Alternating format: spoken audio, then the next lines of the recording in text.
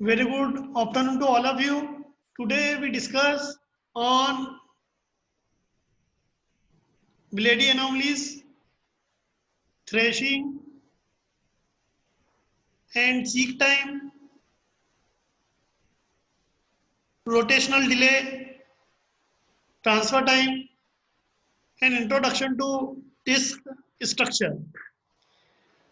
जैसा कि हमने लास्ट लेक्चर में ऑप्टिमल पेज रिप्लेसमेंट एल्गोरिथम और एलआरयू पढ़ी थी। ऑप्टिमल में हमने देखा था फीचर को और एलआरयू में हमने देखा था पास्ट को कि लंबे समय से कौन सा पेज मेमोरी में रखा हुआ है। फिर हमने एक कॉन्सेप्ट ब्लेडी एनोमलीज का देखा था कि नंबर ऑफ फ्रेम बढ़ाने पर पेज फॉल्ट कम होना चाहिए, लेकिन कम होने की जगह बढ़ रहे थे। ये प्रॉब्लम फीफो में आती है। इसको ग्राफ के थ्रू भी अभी अपन समझते हैं। जो पेज रिप्लेसमेंट एल्गोरिथम हम क्यों पढ़ रहे हैं? क्योंकि हम लोएस्ट पेज फॉल्ट रेट चाहते हैं।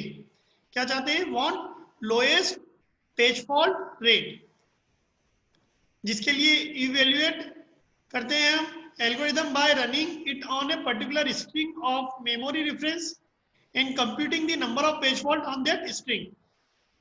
और हमने लोएस्ट पेज फॉल्ट रेट कैसे निकाला है कि एक रेफरेंस स्ट्रिंग ली है मेमोरी में इंसर्ट करने के लिए और उसका कंपटीशन करा है और देखा है कि किस एल्गोरिथम के थ्रू कितने पेज फॉल्ट आ रहे हैं। जैसा कि जनरल कॉन्सेप्ट क्या बोलता है कि जैसे जैसे नंबर ऑफ फ्रेम बढ़ाते हैं पेज फॉल्ट कम होने लगता है। जैसे जैसे नंबर ऑफ फ्रेम बढ़ाते हैं पेज फॉल्ट कम हो रहा है। लेकिन फीफो में क्या हो रहा था कि पर्टिकुलर इस रेफरेंस स्ट्रिंग की अगर बात करें तो 3 फ्रेम के लिए तो 9 पेज फॉल्ट आए, लेकिन 4 फ्रेम के लिए 10 पेज फॉल्ट आए। तो फ्रेम बढ़ाने पर पेज फॉल्ट कम होने की जगह क्या हो गए? बढ़ गए। इस समस्या को क्या बोलते हैं? Bloody anomalies. इसको हम ग्राफ के थ्रू भी समझ सकते हैं कि जब उस रेफरेंस स्ट्रिंग को हमने देखा तो जब नंबर ऑफ फ्रेम 3 यूज कर रहे थे तो 9 पेज फॉल्ट थे, लेकिन जब नंबर ऑफ फ्रेम हमने 3 की जगह 4 करे तो पेज फॉल्ट 9 से कितने हो गए? 10। तो कम होने की जगह क्या हो गए? बढ़ गए। कम होने की जगह क्या हो गए? हमारे पेज फॉल्ट बढ़ गए। इसको ही क्या बोलते हैं? Bloody anomalies. तो एग्जाम में आप इस ग्राफ के थ्रू इस ब्लेडी एनोमलीज की समस्या को समझा सकते हैं, जो आसानी से समझ में आता है। इसके बाद एक और इंपॉर्टेंट कॉन्सेप्ट आता है थ्रेशिंग, जो एग्जाम में कई बार शॉर्ट नोट में आ जाता है कि थ्रेशिंग क्या होता है। तो इसको अपन पढ़ते हैं। जब प्रोसेस के पास इनफ पेजेस नहीं होते हैं तब पेज फॉल्ट रेट बहुत हाई हो जाता है, जिसकी वजह से सीपीयू का यूटिलाइजेशन लो होता है। ऑपरेटिंग सिस्टम सोचता है that it needs to increase the degree of multi programming। अब डिग्री ऑफ मल्टी प्रोग्रामिंग क्या होती है कि एट ए टाइम कितने प्रोग्राम हमारी मेन मेमोरी में है। अगर 3 है तो डिग्री ऑफ मल्टी प्रोग्रामिंग 3 कहलाएगी, 4 है तो 4 कहलाएगी। जितने प्रोग्राम हमारी मेमोरी में होते हैं वो उसकी डिग्री ऑफ मल्टी प्रोग्रामिंग कहलाती है। थ्रेशिंग क्या होती है, जिसको मैं अभी आपको एक ग्राफ के थ्रू समझाऊंगा। सिंपल अगर हम थ्रेशिंग करते हैं तो होता क्या है इसमें? ये process is busy, process busy होती है। तो थ्रेशिंग को हम इंप्लीमेंट करने के लिए swapping page in and out, हम स्वैपिंग का कॉन्सेप्ट यूज करते हैं। कुछ पेजेस को मेमोरी के अंदर ले जाते हैं और कुछ पेजेस को मेमोरी के बाहर लेकर आते हैं इन दी थ्रेशिंग। अब थ्रेशिंग क्या होती है? थ्रेशिंग जब हम डिग्री ऑफ मल्टी प्रोग्रामिंग बढ़ाते हैं तो सीपीयू का यूटिलाइजेशन बढ़ता है। डिग्री ऑफ मल्टी प्रोग्रामिंग बढ़ाने पर सीपीयू का यूटिलाइजेशन बढ़ने लगता है। लेकिन एक पॉइंट ऐसा आता है जब डिग्री ऑफ मल्टी प्रोग्रामिंग बढ़ाने पर सीपीयू का यूटिलाइजेशन बढ़ने की जगह सीपीयू का यूटिलाइजेशन कम होने लगता है। क्या बताया मैंने कि जब हम डिग्री ऑफ मल्टी प्रोग्रामिंग बढ़ाते हैं तो सीपीयू का यूटिलाइजेशन बढ़ने लगता है। लेकिन एक पॉइंट ऐसा आता है कि जहां डिग्री ऑफ मल्टी प्रोग्रामिंग बढ़ाने पर सीपीयू का यूटिलाइजेशन बढ़ने की जगह क्या होता है, कम होने लगता है। तो इस पॉइंट को जहां पर सीपीयू का यूटिलाइजेशन बढ़ने की जगह कम हो रहा है उस पॉइंट को बोलते हैं थ्रेशिंग पॉइंट, और इस प्रोसेस को बोलते हैं थ्रेशिंग।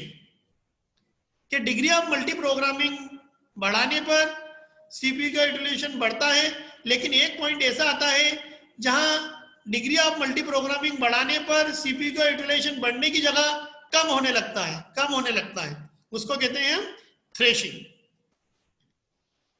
अब नेक्स्ट जो चैप्टर है उसमें हम मास स्टोरेज सिस्टम पढ़ेंगे, जिसमें हम मास स्टोरेज स्ट्रक्चर का डायग्राम भी देखेंगे, डिस्क स्ट्रक्चर देखेंगे और डिस्क शेड्यूलिंग एल्गोरिथम देखेंगे और रेट स्ट्रक्चर देखेंगे, जो कि आपके एग्जाम के पॉइंट ऑफ व्यू से इंपॉर्टेंट है।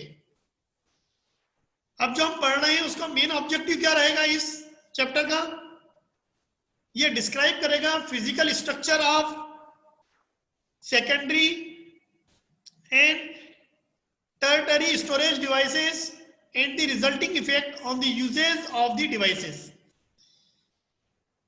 ये एक्सप्लेन करेगा performance characteristics of mass storage devices के। ये जो चैप्टर है इसमें हम mass storage including rate technology को पढ़ेंगे, जो कि हमारे सिलेबस में मेंशन है। सबसे पहले मास स्टोरेज स्ट्रक्चर का ओवरव्यू देखते हैं। मास स्टोरेज में सबसे पहले हम देखेंगे मैग्नेटिक डिस्क, जो प्रोवाइड करती है bulk of secondary storage for the modern computer. Drive जो रहती है हमारी वो रोटेट होती है 60 to 200 टाइम्स पर सेकंड। एक सेकंड के अंदर हमारी ड्राइव कितनी रोटेट होती है, 60 से लेकर 200 टाइम्स तक एक सेकंड में हमारी ड्राइव रोटेट होती है। ट्रांसफर रेट क्या होता है,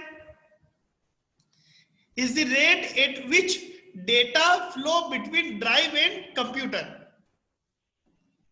जो हमारा डेटा जो हमारी ड्राइव है और कंप्यूटर के बीच में फ्लो हो रहा है, तो वो किस रेट से फ्लो होगा उसको बोलेंगे हम transfer rate.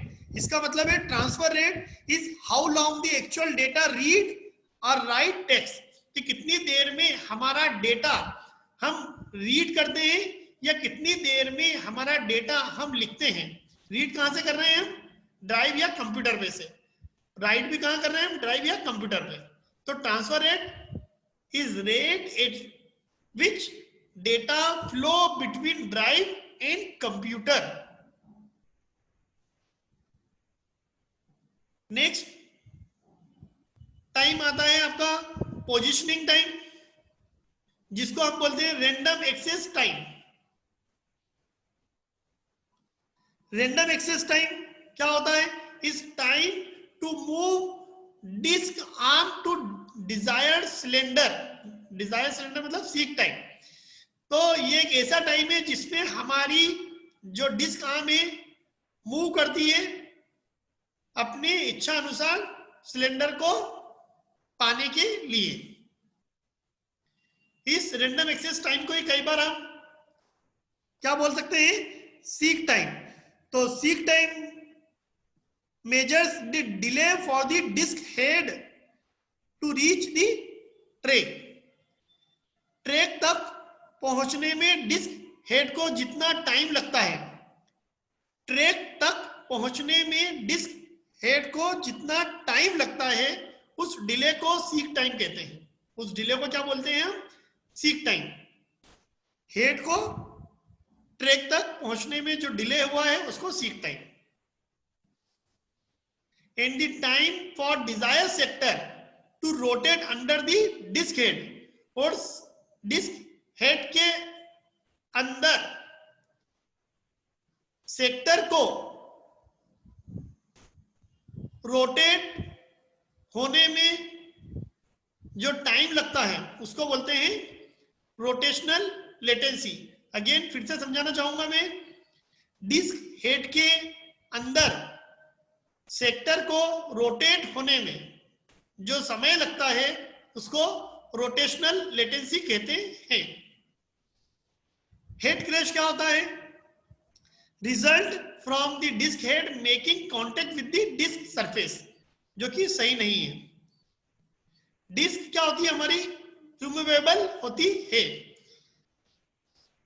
Drive attach to computer विया इनपुट आउटपुट बस, जो हमारी ड्राइव होती है कंप्यूटर से, कोई सी भी डिस्क ड्राइव हो, कंप्यूटर से हम इनपुट आउटपुट बस की मदद से कनेक्ट करते हैं।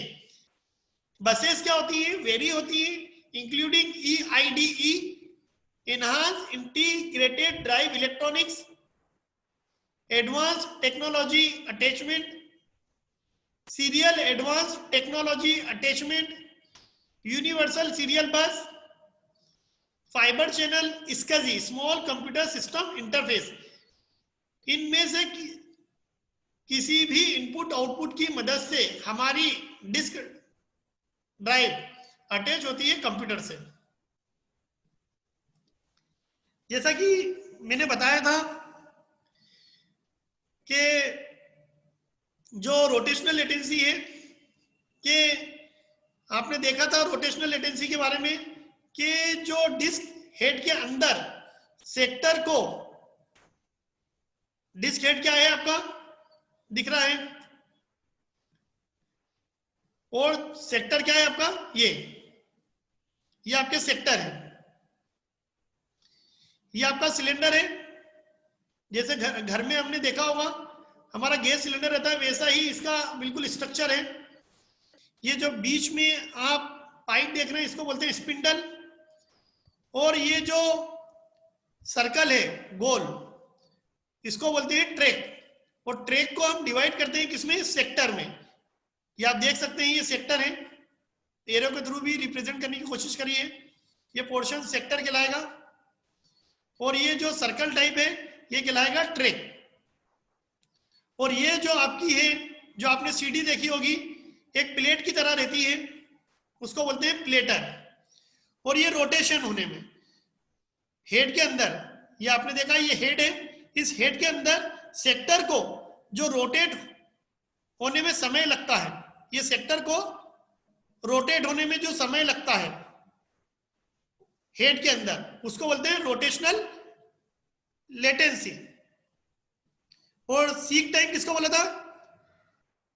जो हमारा डिस्क हेड है, जो हमारा डिस्क हेड है, ये हेड है, ये जो डिस्क हेड है इसको पर्टिकुलर ट्रैक तक, इस डिस्क हेड को पर्टिकुलर ट्रैक तक पहुंचने में जो समय लगता है, ये ट्रैक है हमारे, ये ट्रैक है गोल। तो डिस्क हेड को ट्रैक तक पहुंचने में जो समय लगता है उसको हम कहते हैं सीक टाइम। और जो हमारा डेटा हमें रीड करने में, राइट करने में हेड पे से समय लगता है उसको बोलते हैं ट्रांसफर टाइम। ये हमारी आर्म असेंबली है, इसको और देख सकते हैं हम। मैग्नेटिक टेप में क्या हो रहा है? Was early secondary storage device, media में ही है। मैग्नेटिक टेप रिलेटिवली परमानेंट है ये, और होल्ड करती है लार्ज क्वांटिटीज ऑफ डेटा। इसका जो एक्सेस करने का टाइम रहता है बहुत स्लो होता है, लेकिन स्टोरेज कैपेसिटी ज्यादा होती है। रैंडम एक्सेस कर सकते हैं 1000 टाइम्स स्लोअर देन डिस्क। ये जो मैग्नेटिक टेप है मेनली क्यों यूज करते हैं? बैकअप के लिए। kept in spool and wound or rewound past read-write head. Once data under head transfer rate comparable to disk. Generally ये 20 से 200 GB टिपिकल स्टोरेज डिवाइस हो गई है। जो हमारा डिस्क स्ट्रक्चर है उसमें जनरली जो डिस्क ड्राइव रहती है एड्रेस करती है as large one dimensional array of logical blocks where the logical block is the smallest unit of transfer. One dimensional array of logical blocks is mapped into the sector of disk sequentially. Sector 0 जो कहलाता है first sector कहलाता है of the first track on the outer most cylinder.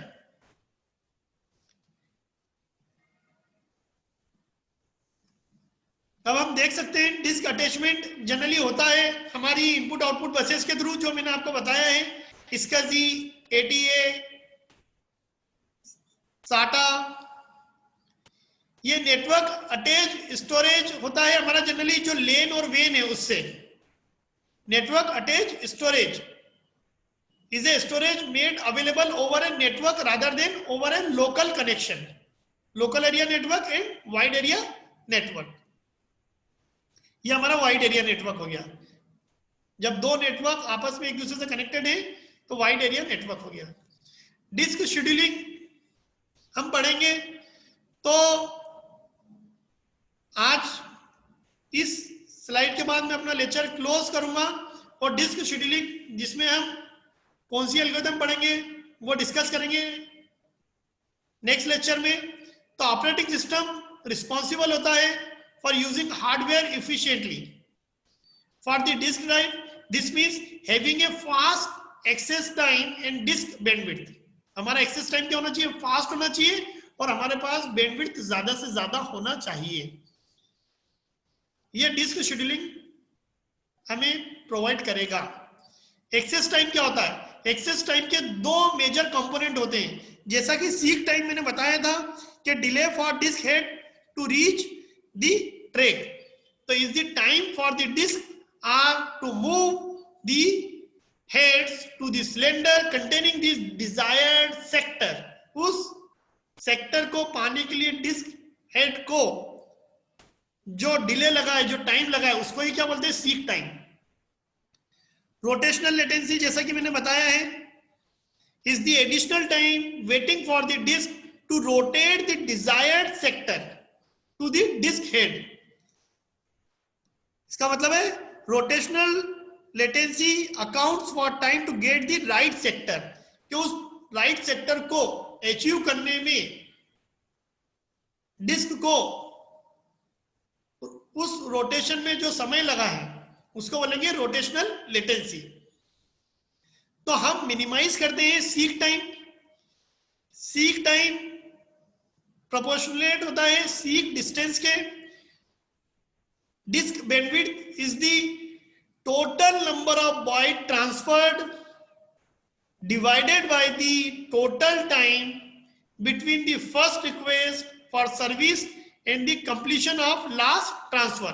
Again बहुत important है disk bandwidth, क्योंकि operating system hardware को efficiently use तभी कर पाएगा जब हम उसका एक्सेस टाइम और डिस्क की जो बैंडविड्थ है उसको प्रॉपर यूज कर पाए. तो एक्सेस टाइम तो हमने बोल दिया है कि सीक टाइम और रोटेशनल लेटेंसी को जनरली मिलाकर बना होता है. और डिस्क बैंडविड्थ क्या है कि टोटल नंबर ऑफ बाइट को हम जो ट्रांसफर करते हैं उसको डिवाइड करेंगे bye the total time between the first request and the completion of the last transfer से. तो नेक्स्ट लेक्चर में हम डिस्क शेड्यूलिंग एल्गोरिथम पढ़ेंगे जिसमें हम देखेंगे FCFS first come first serve, SSTF shortest seek time first और स्कैन डिस्क शेड्यूलिंग एल्गोरिथम. तो आज का लेक्चर में यहीं समाप्त करता हूं. Thank you very much.